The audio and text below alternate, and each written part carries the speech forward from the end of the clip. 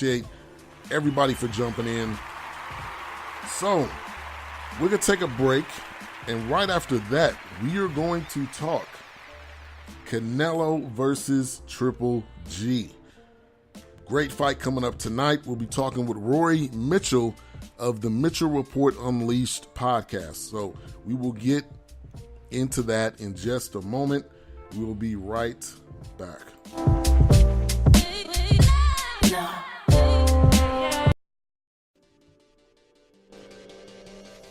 Every fantasy football league has that guy.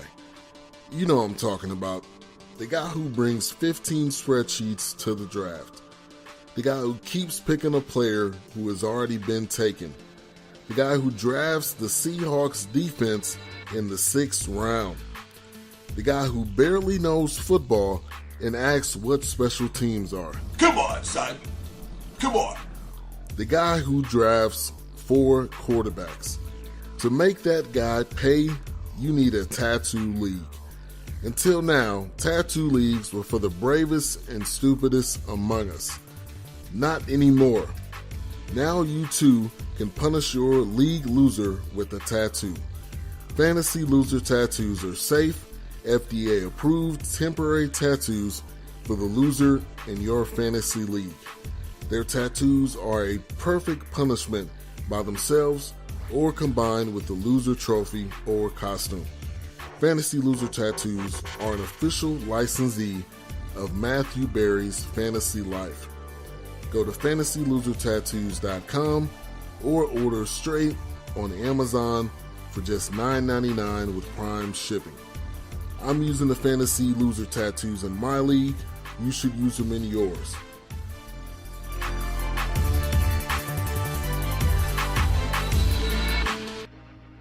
Faith Walker's Charities, a faith-based organization focused on community outreach in the Dallas-Fort Worth area. Their mission is to provide for those who are in need with a holistic approach while leading them to stability. Faith Walker's Charities was founded by DeAnthony Thompson, Seaver Nickerson, and Chris Rogers, with the vision of being generous and helping out the homeless. There's many ways that you can help with this organization, either by donating through their website, faithwalkerscharities.org, or if you are in the Dallas-Fort Worth area, you can go out in the community and serve with them. So faithwalkerscharities.org. Also, follow them on social media, Faith Walker's Charities. Today's show was sponsored by Shawn Nataneti, Internet Sales Manager at Jerry Durant Toyota. Call or text him at 817-231-3696 or go to his website, GoShawnAuto.com. Welcome back into the BS3 Sports Show. We got our next guest up on the line. I just met this guy recently through social media on Twitter. He's got a great show talking a variety of different topics. Rory Mitchell in Canada. So great to have you on the show. How's it going, man? I'm good, man. Thank you. How's everything going with yourself?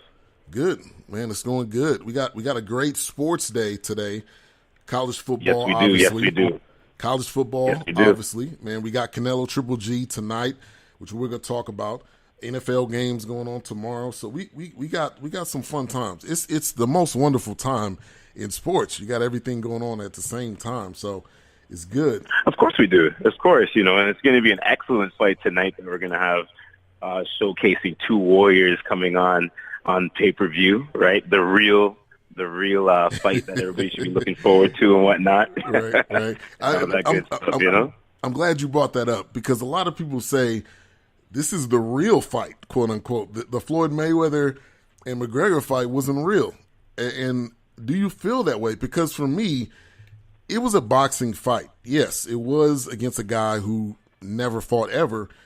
But the way Mayweather dragged it on, he made it interesting. But it was a circus. But I think it was still entertaining, and it was still a licensed boxing match but do you consider this the actual real fight between these two?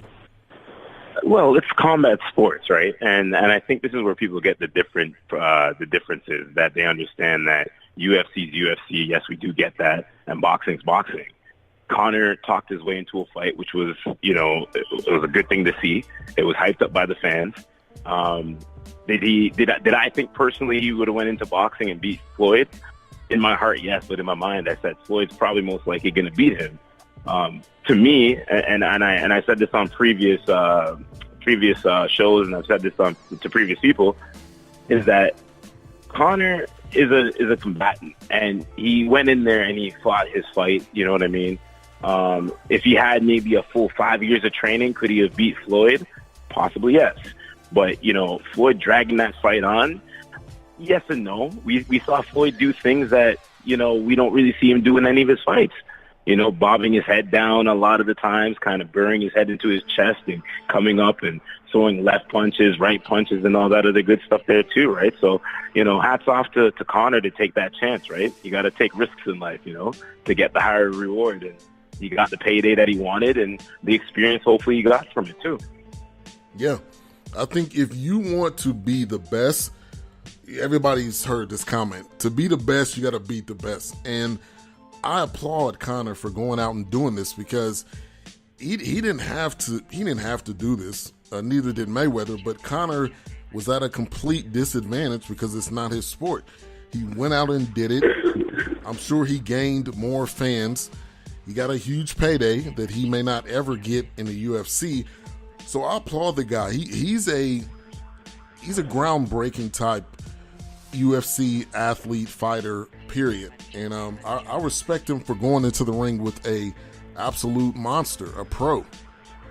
Yes, and you have to respect that. You got to respect that. And, his two fights that he lost, the two big fights, him losing against Diaz in the first fight, and then him losing to Floyd. I said this. I don't think he loses another fight right now.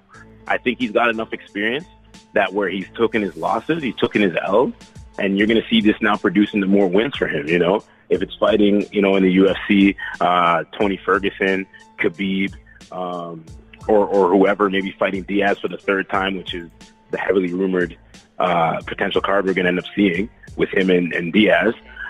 We will have to wait and see what happens, I know some fans are saying that, McGregor is going to fight the winner of tonight's fight, but I don't think so. I don't see that happening.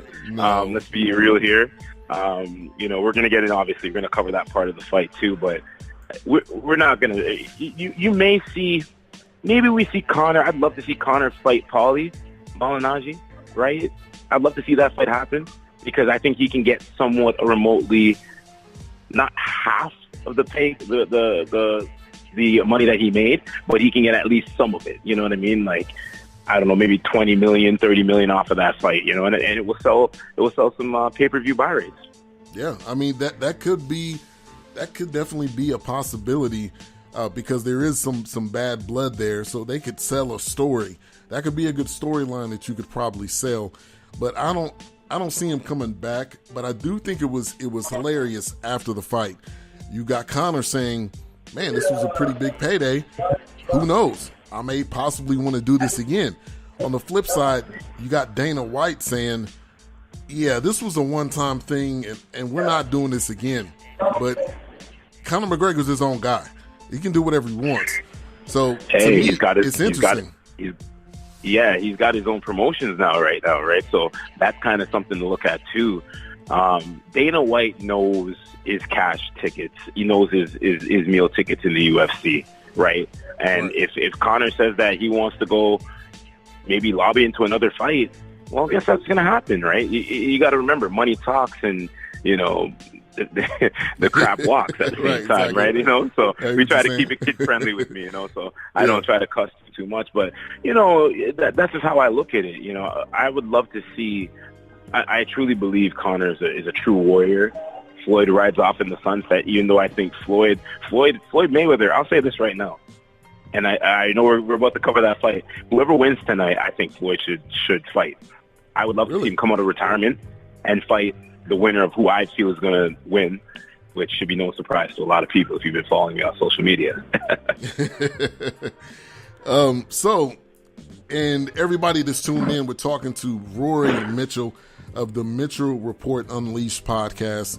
Everybody is tuned in. Also, join in on the show chat room. It's very interactive.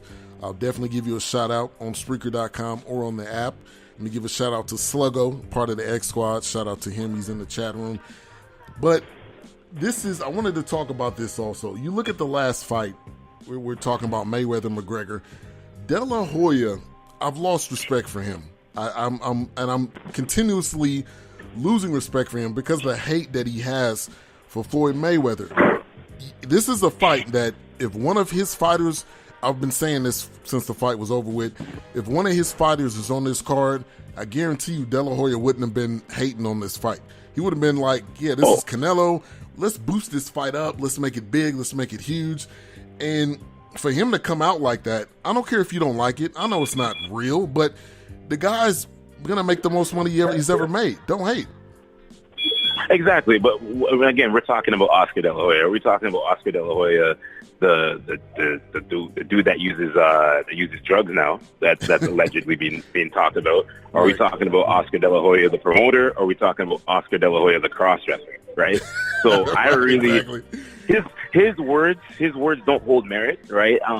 There's only a few people I listen to when it comes to promotionals on fights and stuff like that. And some people you just kind of have to just shut your ears off to. You know, he's all big on Canelo tonight. We already know that. And, you know, I don't want to give away the teasers because I know it's your show and I want you to introduce when we're going to talk about it. But, you know, we'll see about Soul Canelo tonight, you know.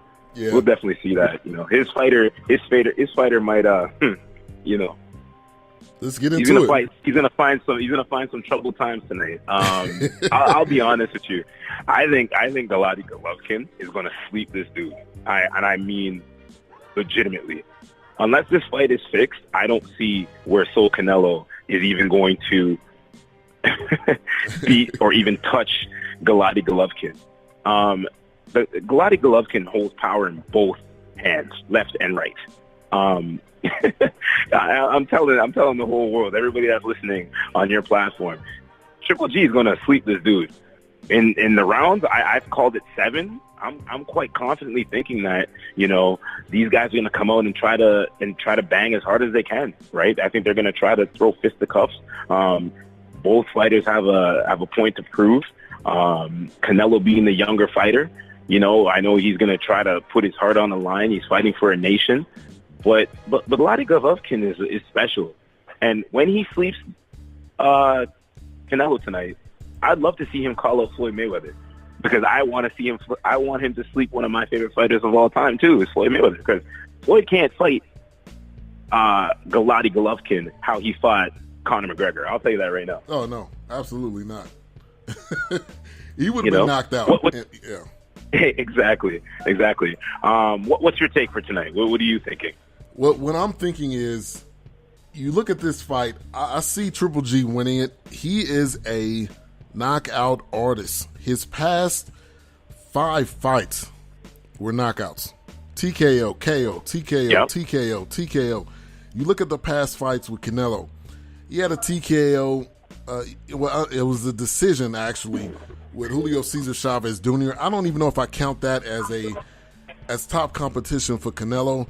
And here's the other thing. I don't think, honestly, either one of these guys, I don't know if they fought the absolute best. A lot of it is about money. A lot of it is about, you know, getting the fight, getting the money right. But Triple G, to me, is just a flat-out beast. I don't say that for everybody, but this guy is a knockout artist. That's what he does. He doesn't allow fights to go the whole 12 rounds.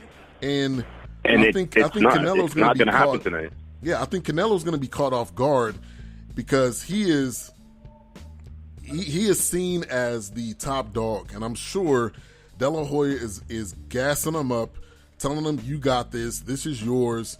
Don't worry about it. Just go in and do your game." But Triple G got those hands. Like I don't see this going any other way. I don't see Canelo winning this fight at all. I don't know if you saw the one highlight. I can't remember who it was against. When the dude went to go hit Triple G, when he hit him, Triple G he absorbed the hit and he still came over and he swung. and you saw what happened to the after effects.